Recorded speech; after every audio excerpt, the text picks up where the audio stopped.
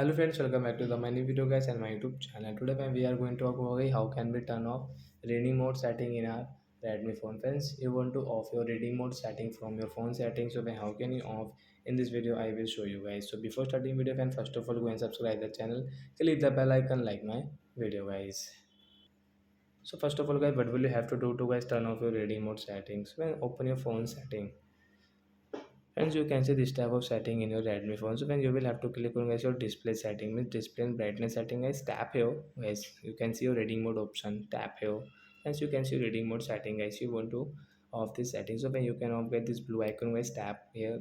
Then guys your skin color will normal and guys your reading mode will off in your Redmi phone. So like that guys, you can turn off your reading mode in your Redmi phones. That's it guys. Thanks for watching the video guys. We will meet on next video guys with new topic. Before going, please go and like the video, subscribe the channel. Bye bye guys. Thanks for watching the video guys.